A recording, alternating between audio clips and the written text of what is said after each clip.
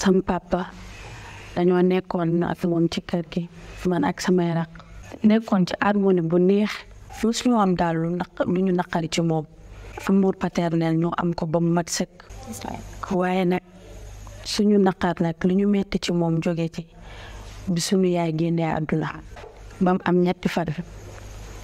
ci lañu mujjee am lu ñu neex ci suñu diggante ak suñu papa man ak samay rak bi sama yaay génnee àdduna bam am ñetti fan sama papa jël sama téléphone yaay ba tey nag mënuñu leen a wax ni lii la fi gis wala lii la ci fekk wala lii la ci dégg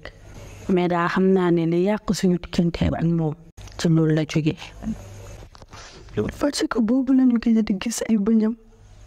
boobu la gëj a kaf ak ñun boobu la gëj a reetaan ak ñun suñ ko jigéen sax duñu xool parce que boobu lañu gëj a di gis ay bëñam boobu la gëj a kaf ak ñun boobu la gëj a reetaan ak ñun suñ ko jigéen sax duñu xool toppatoowul ba xam ñoo ngi lekk xamul ba xam ñoo ngi naan xamul boo xam soxla nañu xamul boo xam soxla wuñu man nag samay rakk ñu toog lu mu rànk torop gisatuñu yaay gisatuñu tamit papa bu ñuy papa boo xamante ni daal mi ngi ñuy naxtaan du yendoote sax ci kër gi lu ñu bëgg daal ñu ñoo ko daan débrouiller des fois sax duñu añ guddi gi fonde la ni jënd naan ko mburu niit te suñu lekk daal demeetul sax noonu ba suñu maam moo mujjoon sax yor ñu waaye moom daal gisoon ñu sax ak gis butitam la yemale te ba tey bu ñu ko laajee duñu sax nangu rekk sax duñu ko def mais ñu am nag lu ñu metti torop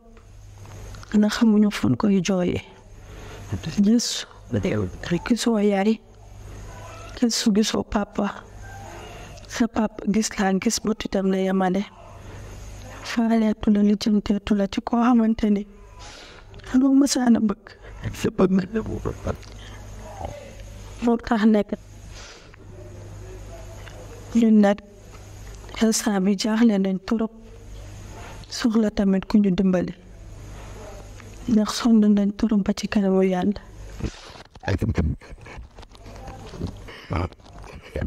salaamaaleykum daleen ak jàmm ci seen émission confession tey dañoo ñëw pour ñu aborder benn sujet bu xaw a sensible comme ni ngeen te déggee ci confession bi dafa am soxna soo xamante ne dafa génn àdduna ginnaaw ba mu génnee àdduna nag jëkkër ji dafa jël téléphone am déverrouillé ko mu ko déverrouillé dafa gis loo xamante ne loolu noonu moo ko plongé ci benn angoisse bu xaw a doy waar en effet depuis ba mu déverrouillé téléphone bi nangootul xool doom yi ba remarque boobu noonu benn doomam bu jigéen moo ko def moom moo ñëw témoigner di ñu raconter histoire am ni papa ji découvrir mbir mi nan la changer comportement par rapport ak doom yi loolu yëpp su weesoo yi mu gis ci téléphone bi est-ce que war naa mën a tax muy doxalee benn comportement avant dafa nekkoon koo xamante ni dafa attentionné dafa jëloon njabootam def ko ci wetam waaye depuis ba mu découvrir li soxnaam defoon ci téléphone bi loolu moom moo ko perturbé loolu war nañoo mën a pousser à la réflexion ndax waaye doxalinam yoon la am déet ndax war naa mën a fouiller téléphone am ba soxnaam di la xor te it est-ce que war naa mën a comporter woon noonu ci ay doomam mais question bu ñu war a gën a mën a poser wu mooy que ne nit est-ce que su gaañoo